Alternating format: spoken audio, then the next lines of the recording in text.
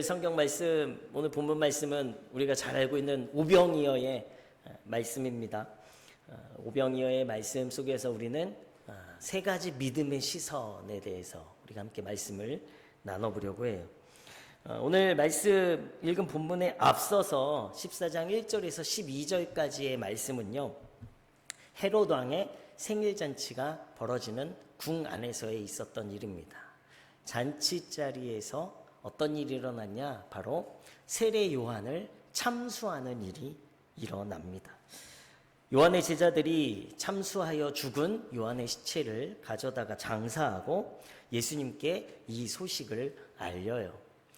친척이고 그리고 앞서 자신의 사역을 앞서서 행하였던 이 세례 요한의 죽음의 소식을 들은 예수님의 심정이 어땠을까요? 참 슬픈 마음도 있었겠지만 예수님의 그 슬픈 마음보다도 예수님이 이제 당하게 될 십자가의 길, 십자가를 져야 할 때가 다가왔음을 온몸으로 직감하셨을 것입니다. 슬픔도 있지만 슬픔을 넘어서서 이 두려움이, 불안함이 더 컸다라는 거죠. 인류 구원을 위해 십자가를 져야 할 때, 예수님이 이제 죽어야 할 때를 알게 되신 거예요. 그래서 무리들을 떠나서 예수님은 혼자만의 시간을 가지셔야 했습니다.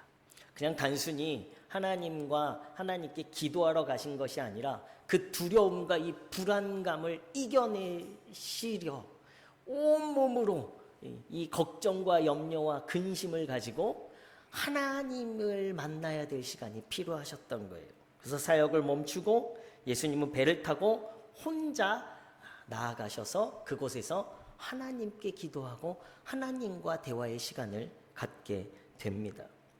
단순한 슬픔을 넘어서 이 내가 당해야 될 이 어려움 때문에 이제 내가 죽음의 길을 걸어가야 하는구나 라는 걱정 때문에, 불안 때문에 예수님이 배를 타고 기도하러 따로 가신 거예요. 그런 예수님의 속사정도 모르고요, 무리들은요 예수님이 보이는 곳에서 호숫가를 따라 예수님을 계속해서 따라옵니다. 어느 정도 시간이 지나서 예수님이 기도하시다가 눈을 들어보니 그 무리들이 계속해서 예수님을 따라오는 보고 계신 거예요. 그래서 예수님이 그 무리 안에 오늘 말씀해 보니까요, 배를 타고 떠나사 따로 빈들에 가시니 무리가 듣고 여러 고을로부터 걸어서 따라간지라. 그리고 14절에요, 예수께서 나오사 큰 무리를 보시고 불쌍히 여기사 그 중에 있는 병자를 고쳐주시니라. 예수님의 마음도 참 착잡하고 또 걱정되고 근심이 되지만, 그럼에도 불구하고 그 무리들 중에서도, 예수님을 따라온 무리들 중에서도 힘든 병자들이 예수님의 눈에 보인 거예요. 그래서 그들을 고쳐주십니다. 그리고 오늘 저녁이 되었다, 날이 저물었다라고 하지만 사실 그 당시의 시간으로는 오후 3시가 되었습니다. 무리들이 예수님을 따라오면서 점심의 때도 지난 시간이에요. 이 무리들이 배를 굶고 점심때도 지나니까 제자들이 예수님에게 제안을 하죠. 이 무리들을 고을로 들여보내서 다 먹을 것을 사 먹게 하면 어떻습니까? 예수님께 아주 합리적이고 현실적인 제안을 제자들이 합니다. 그런데 오늘 예수님이 말씀하세요. 16절에 갈 것 없다, 너희가 먹을 것을 줘라 라고 말씀하십니다. 제자들이 제안한 방법은요, 가장 합리적이고 실현 가능한 방법이에요. 그런데 예수님은 제자들이 그 먹을 것을 주라라고 말씀하십니다. 남자만 5,000명이라고 기록하고 있어요. 실제적으로는 2만 명도 넘는 엄청난 인파에게 제자들이 어떻게 먹을 것을 줍니까? 그래서 제자들이 이야기해요. 저희에게 있는 것, 우리에게 있는 것은 떡 5개 하고 물고기 2마리뿐입니다. 이것도 요한복음의 같은 본문에서 보면 어린 소년이 드린 거예요. 예수님이 굶고 예수님이 열심히 사역하시는 것을 보니까요, 어린 마음에 우리 별아 예별이도 있고 재현이도 있지만 자기가 먹다가 안 먹고 있어? 이거 먹어볼래? 이런 예수님 내 거 먹어볼래요? 어린 소년이 먹을 양이에요. 그러면 성인이 먹기에는 아주 풍족한 식사입니까? 적은 양이죠. 제자들에게 이 어린 소년이 갖다 준 떡 5개와 물고기 2마리, 이 제자들이 그것을 받아들고 난감한 거예요. 이걸 예수님 드려야 돼 말아야 돼. 그런데 예수님이 너희에게 있는 것을 주라라고 말씀하신 것입니다. 이것으로 도대체 무엇을 할까?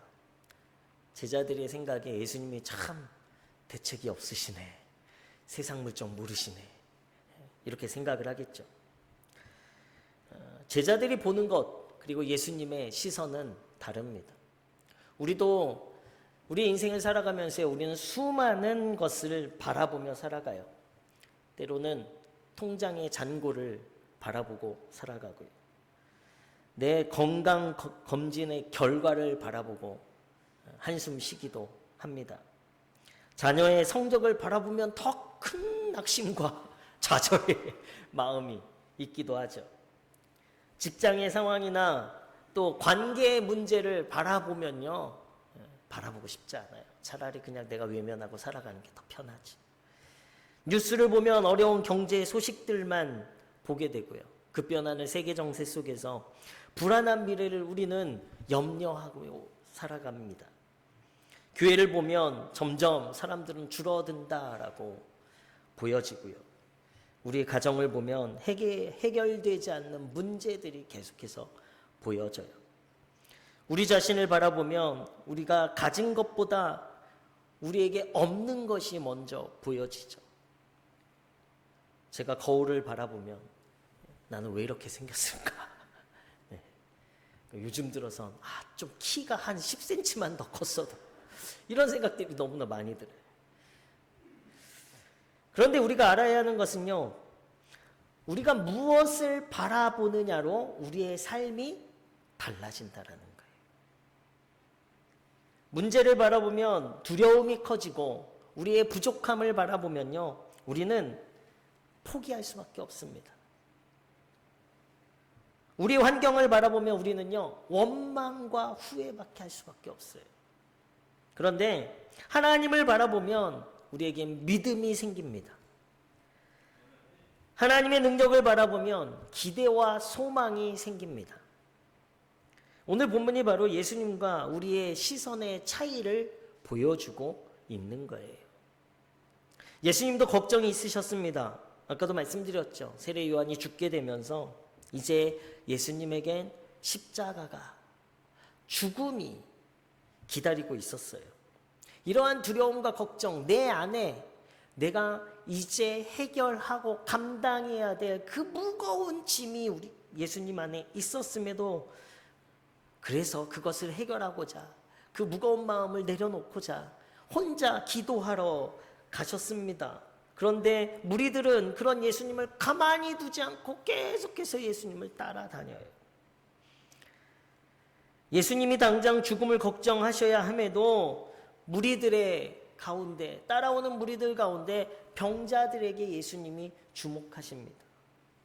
아직 일어나지 않은 내 걱정이 아니라 현재 힘들어하고 있는 병자들을 예수님이 불쌍히 여기셨다라는 거예요.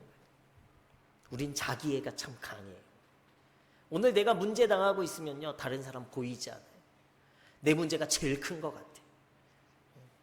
내가 이렇게 힘든데 너는 그렇게 웃고 있어? 내 문제가 제일 커요. 다른 사람이 당하는 문제는요, 내 문제에 비하면 작은 거라 생각해요. 그런데 예수님은요, 오늘 예수님의 마음 가운데 그 불안함과 근심과, 이것은 죽어야 되는 상황이에요. 그런데 지금 아직은 죽지 않아. 그러나 병들어서 힘들어하는 무리들을 더 불쌍히 여기신 거예요.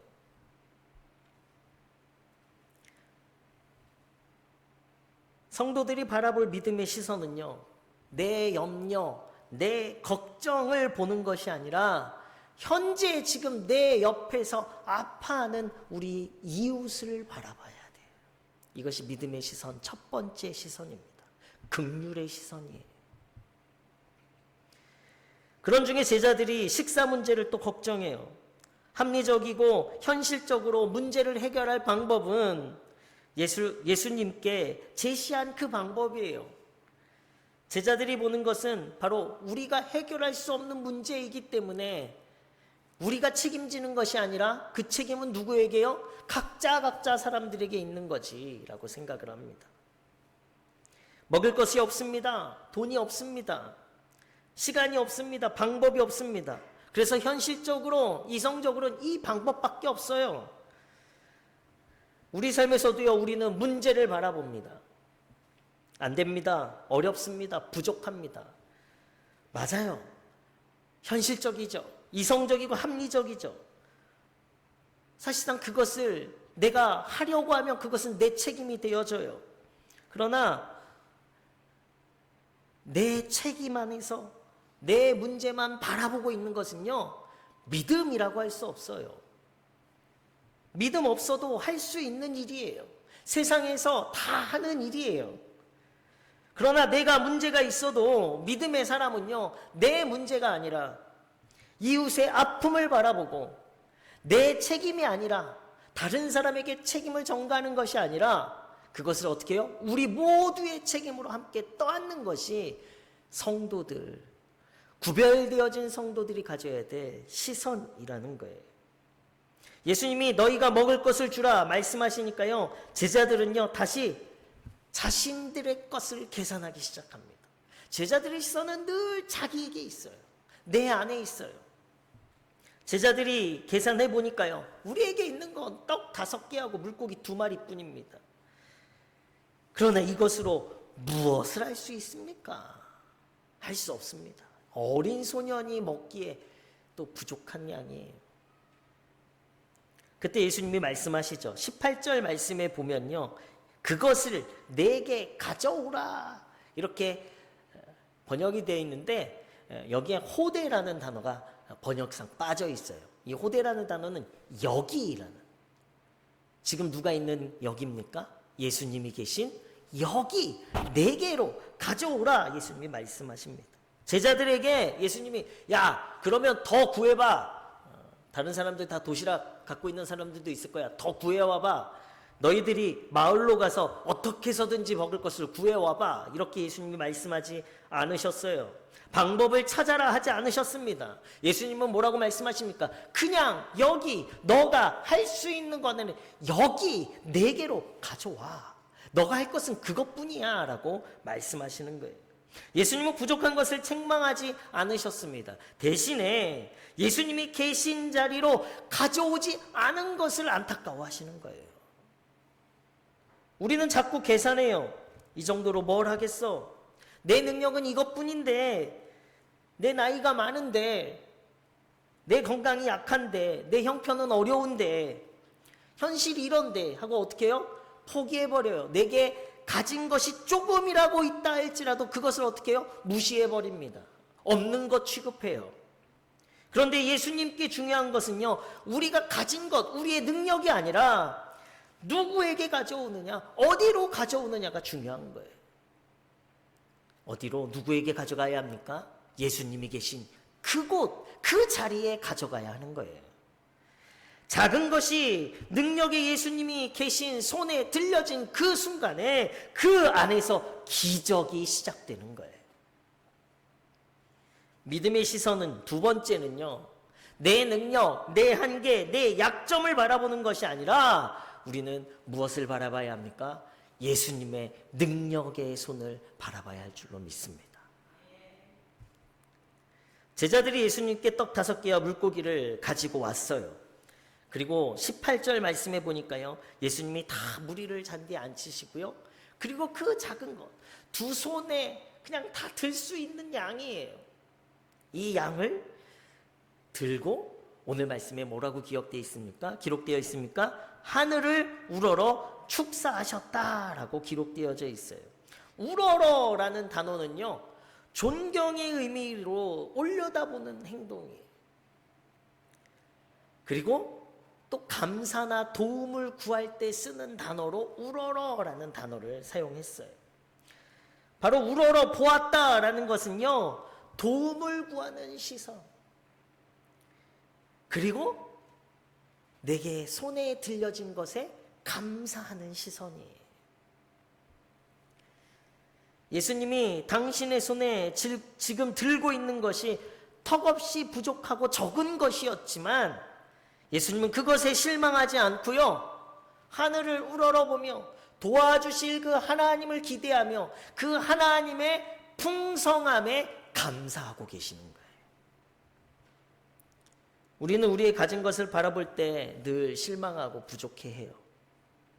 그러나 예수님은 너무나 부족한 이 5개의 떡과 2마리 물고기를 바라보지 않으시고요, 그것을 통해 그것이라도 주신 하나님께 감사하며 이것으로 풍성한 하나님의 은혜를 기대했습니다. 시편 23편에 보면 여호와는 나의 목자시니 내게 부족함이 없으리로다 라고 말씀하고 있어요. 부족함이 없어서 부족함이 없다라고 말한 게 아니에요. 단순한 의미입니다. 여호와가 나의 그냥 목자시기 때문에 부족함이 없다라고 말하는 거예요. 나를 인도하실 것이고, 이것은 그 풍성하신 하나님에 대한 신뢰의 고백이 되어집니다. 믿음의 시선은요, 내게 들려진 나의 부족함을 보는 것이 아니라 내게 지금 그것이라도 들려주신 하나님께 감사하며, 그러나 그것을 더욱더 풍성하게 하시는 하나님의 풍성함을 바라보는 시선이 믿음의 시선이에요. 저는 우리 문혜교회 성도님들이 바로 긍휼의 시선, 능력의 시선, 이 믿음의 시선을 갖는 성도님들 되시길 예수 그리스도 이름으로 축원합니다. 이스라엘이요, 미디안에게 7년 동안 고통을 당했어요. 그래서 사사기에 보면 미디안 군대는 메뚜기 떼같이 많고 이렇게 표현을 하고 있습니다. 낙타도 셀 수 없을 만큼 많았습니다. 그러나 그때 하나님께서 기드온을 통해 이 미디안 군사를 치려고 하세요. 그래서 기드온이 군사를 모읍니다. 이스라엘에 그 흩어져 있는 군사들을 모았는데요, 32,000명의 군사를 모았어요. 그런데 그 32,000명 갖고도 사실은 미디안 군대를 이길 수 있어요, 없어요? 없어요. 그 당시에 군대의 수는요, 이 전투력이에요. 그런데 하나님이요, 더 충격적인 말씀을 하십니다. 군사가 너무 많아. 아니 32,000명으로 그 메뚜기 떼 같은 미디안 군사를 어떻게 이깁니까? 그런데도 이게 더 많다고요? 하나님이 많대요. 그래서 결국 300명만 남깁니다. 상징적으로는 전쟁을 포기해야 할 상황이에요. 기드온도 분명히 기드온 눈에 숫자가 보였을 거예요. 어떻게 이 적은 군사로 어떻게 저 메뚜기 떼 같은 미디안 군사를 이길 수 있을까? 칼도 없습니다. 그들이 든 것은 횃불과 항아리와 나팔뿐이에요. 도대체 이것을 어떻게 전쟁을 하라는 거야? 그나마 항아리로 머리치고 나팔로 때리면 몇 명은 이길 수 있겠죠. 그러나 하나님은 숫자를 보지 않으셨죠. 하나님은 하나님의 능력을 나타내십니다.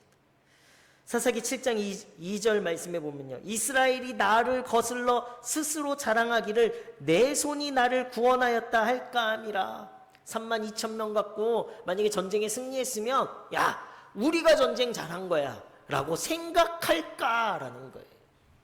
이 전쟁은 내가 하는 전쟁이야. 너희들이 하는 전쟁 아니야. 기드온의 믿음은요, 그 300명을 바라보지 않고 그 하나님의 능력을 바라본 거예요. 그 믿음으로 승리한 것입니다. 그 결과 300명이 수십만 명을 무너뜨리는 하나님의 군대가 되었고요, 전쟁에서 승리하게 되었어요. 믿음은 나의 부족한 것, 나의 약점, 나의 부족한 문제를 바라보는 것이 아니라 하나님의 능력, 하나님의 풍성함, 하나님의 그 은혜를 바라보는 것이 믿음이에요. 겟세마네 동산에서 예수님은 십자가를 앞두고 다시 기도하십니다. 땀이 핏방울처럼 떨어질 만큼 괴로우셨어요. 사람의 눈으로 보면 실패죠. 십자가를 지는 것은 죽음일 뿐입니다. 그러나 예수님의 시선은 달랐어요. 히브리서 12장 2절 말씀에 이렇게 표현해요. 믿음의 주요 또 온전하게 하시는 이인 예수를 바라보자. 그는 그 앞에 있는 기쁨을 위하여 십자가를 참으사 부끄러움을 개의치 아니하시더니 하나님 보좌 우편에 앉으셨느니라. 예수님이 바라보신 것은요, 십자가의 고통이 아니었어요. 죽은 자가 생명을 얻고 잃어버린 자가 돌아오고 저와 여러분들이 오늘 예수님으로 구원받았습니다. 기뻐하는 그 모습을 예수님이 먼저 보셨다라는 거예요. 그 하나님의 풍성한 은혜를 바라보셨기 때문에 십자가를 어떻게 해요? 기쁨으로 지신 것입니다. 그래서 내 원대로 마옵시고 아버지의 원대로 하옵소서라고 기도하신 거죠. 예수님의 믿음은요, 현재의 고난보다 하나님이 이루실 미래의 영광을 바라보셨어요. 이것이 믿음입니다. 그리하여 십자가는 더 이상 실패가 아니라 인류 역사상의 가장 위대한 구원의 사건이 되어진 거예요. 예수님은 떡 5개와 물고기 2마리를 보지 않으셨고요. 하늘아버지의 풍성하심을 바라보셨습니다. 믿음은 현실을 부정하는 것이 아닙니다. 현실보다 크신 하나님을 보는 거예요. 믿음은 나의 부족함을 바라보는 것이 아닙니다. 하나님의 능력을 바라보는 거예요. 나의 작은 것을 계산하는 것이 아니라 하나님의 풍성함을 신뢰하는 시선이 바로 저와 여러분들에게 믿음의 시선으로 가져야 하겠습니다. 믿음으로 우리의 시선을 우리의 이웃을 향해 두고 또 예수님의 능력의 자리에 두고 또 하나님의 풍성함으로 우리가 돌릴 수 있는 것은요, 우리가 당하는 문제를 우리가 해결할 수 없는 것이 당연하다라는 걸 우리가 인정해야 돼요. 아, 내가 이 문제를 해결할 수 없구나. 우리는 자꾸 내가 그것을 해결하려고 나의 것을 찾다 보니까요, 내 시선이 어떻게 해요? 믿음의 눈으로 우리의 이웃과 예수님의 능력과 하나님의 풍성함을 바라보지 못하고 내 안에만 머물러 있어요. 그런데 우리는 인정해야 돼. 아, 내가 할 수 없는 일이구나. 할 수 없는 일이니까 어떻게 합니까? 포기하는 것이 아니라 하나님께 맡기는 거예요. 우리가 할 수 있는 것은요, 오늘 예수님께서 단 하나 말씀하시는 거예요. 내가 있는 여기로 가져와라. 예수님께 문제를 드리는 것뿐입니다. 여기 예수님이 계신 자리로 우리의 문제를 가져오는 거예요. 그럴 때 예수님이 일하시는 거예요. 예수님이 행하시는 일은 모두가 만족하게 하는 은혜입니다. 모두가 평등하게 받게 되는 은혜가 아니에요. 어린아이에게 야, 너가 딱 떡 5개랑 물고기 2마리 줬지? 너는 그래, 그거 조금 더 먹어. 떡 5개하고 물고기 3마리 주고, 다른 성인 남자에게도 쟤도 이만큼 줬으니까 너도 물고기 3마리 떡 5개만 먹어. 이 평등함을 이야기하는 게 아니에요. 만족하는 은혜라는 것은요, 남자 5천이 모두가 배불리 먹고 만족했대요. 저는 떡 5개하고 물고기 1마리라도 배불리 먹고 만족해요. 그래서 옆에 사람 봤더니 우리 지연이가요, 떡 10개랑 물고기 5마리를 먹었어요. 그런데 하나가 더 필요하대요. 그래도 또 어떻게 해요? 주는 거예요. 그래서 배불리 먹었구나. 그런데 제가 그것을 보고 왜 나는 요만큼만 주고 쟤는 이만큼을 줍니까? 그런 말이 없이 모두가 다 어떻게 해요? 배불리 먹고 만족하는 은혜를 누렸다라는 거예요. 이것이 하나님의 풍성함입니다. 더 놀라운 것은 남은 것이 12바구니나 남아졌어요. 하나님은요, 겨우겨우 그것을 채우시는 분이 아니라 넘치도록 채워주시는 분이 되실 줄로 믿습니다. 그 하나님의 풍성함이 있는 그곳을 우리는 바라보며 살아가야 돼요. 하나님의 풍성함을 우리의 삶 가운데 주실 예수님의 그 자리로 우리가 우리의 문제를 가지고 나와야 돼요. 오늘 우리의 예배가 그 나의 문제를 주님께 가지고 나오는 여기 주님이 계신 자리가 돼야 될 줄로 믿습니다. 우리가 하는 기도의 자리가 나의 문제를 주님께로 가져오는, 그렇게 주님의 손에 들려드리는 그 자리가 돼야 할 줄로 믿습니다. 내가 말씀을 읽는 자리가 바로 그런 자리가 될 거고요. 내가 다른 사람을 돕는 자리가 바로 그 은혜의 자리가 되어질 거예요. 이러한 은혜의 역사를 하나님이 행해 주십니다. 이 은혜를, 풍성함의 은혜, 모두가 배불리 먹고 만족하는 그 만족함의 그 은혜를 누리시는 우리 문혜의 성도님들 되시길 예수 그리스도의 이름으로 축원합니다. 사랑하는 우리 문혜교회 성도 여러분, 우리는 오늘 세 가지의 시선에 대해서 이 오병이의 기적을 통해 배웠어요. 첫 번째는요, 내 문제보다 누구를 바라봐요? 내 문제 보지 말고 예수님 보는 게 아니라 내 주변 사람을 먼저 바라보는, 주변 사람이 아파하는 것이 어디 있는지. 내가 지금 이렇게 힘든데 내가 다른 사람 볼 여유가 어디 있어. 그게 아니라 우리의 시선은요, 내 문제만 보는 것이 아니라 다른 사람을 봐야 그 다음에 어떻게 해요? 내 문제 가지고 예수님께 내어드릴 수 있는 거예요.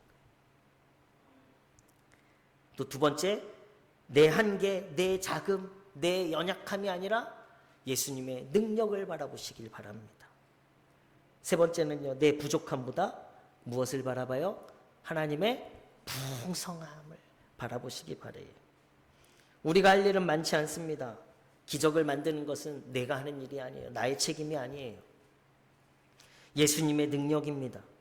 예수님이 계신 자리, 예수님의 능력이 있는 자리, 그 자리가 우리 문혜교회의 예배가 되고, 그 자리가 우리 문혜교회의 전도의 자리가 되고, 그 자리가 우리가 함께 중보하는 기도의 자리가 돼야 할 줄로 믿습니다. 우리의 작은 믿음을 가지고 오십시오. 우리의 작은 헌신을 가지고 오십시오.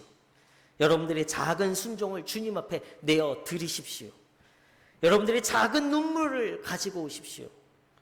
그러면 예수님께서 축사하시고 나누시고 채우시고 풍성케 하시는 기적의 역사를 경험하게 되실 줄로 믿습니다. 오늘도 현실의 계산에 갇힌 나의 작은 편협한 시선이 아니라 예수님을 향한 믿음의 시선을 가지고 살아가시는 우리 성도님들 되시길 바랍니다. 우리의 작은 것을 통해 하나님의 크신 풍성함을 믿음으로 바라보시고 모두가 만족하는 풍성한 그 은혜를 누리고 나누시며 살아가시는 우리 문혜의 모든 성도님들이 되시길 예수 그리스도의 이름으로 축원합니다.